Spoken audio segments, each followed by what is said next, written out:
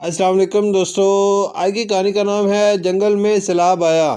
سومی شہزادی، مجھے یقین تھا کہ آپ ہماری مدد کے لیے ضرور آئیں گی۔ گلہری بولی۔ گینڈا اپنے بچوں کو لے کر ایک درخت کے نیچے کھڑا تھا۔ پانی ان کے کنوں کو چھو رہا تھا۔ چڑیا اور کوئل اپنے بچوں کے ساتھ درخت پر کانپ رہی تھی۔ زیبرا اپنے ڈر سے سہمے بچوں کو بہلا رہا تھا۔ کوا اپنے گھر کی تباہی پر زاروکتار رو رہا تھا۔ اس کا بچہ اس طوفانی بارش میں گم ہو گیا تھا۔ سومی نے اسے تسلی دی۔ لالی اور ہاتھی نے سب پرندوں اور جانوروں کو باری باری کشتی میں بٹھانا شروع کیا۔ اتنے میں سومی کوے کے نیم بے ہوش بچے کو لے کر آئی۔ الو نے اپنی پوٹلی سے دوا نکال کے اس کے منہ میں انڈیل دی اور اسے ہوش آ گیا۔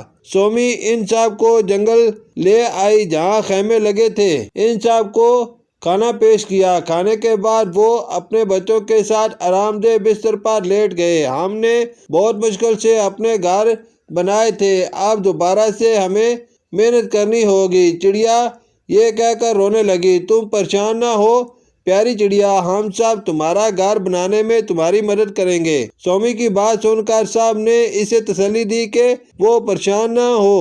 اس آزمائش کی گھڑی میں وہ سب ایک دوسرے کا ساتھ دیں گے اور نہ صرف ایک دوسرے کی مالی مدد کریں گے بلکہ جنگل کو دوبارہ سے آباد کرنے میں اپنا بھرپور کردار ادا کریں گے۔ سومی جنگل کی بحالی کے بعد ہم آئندہ ہونے والی بارشوں اور سیلاب سے بچاؤ کے لیے اہم اقدامات اٹھائیں گے تاکہ ہمیں آنے والے سالوں میں ایسی تباہی کا سامنا نہ کرنا پڑے۔ انکل ہاتھی نے کہا، بالکل ایسا ہی کریں گے اور اس آزمائش کی گھڑی میں ایک دوسرے کا ساتھ نہیں چھوڑیں گے۔ زرافہ نے کہا۔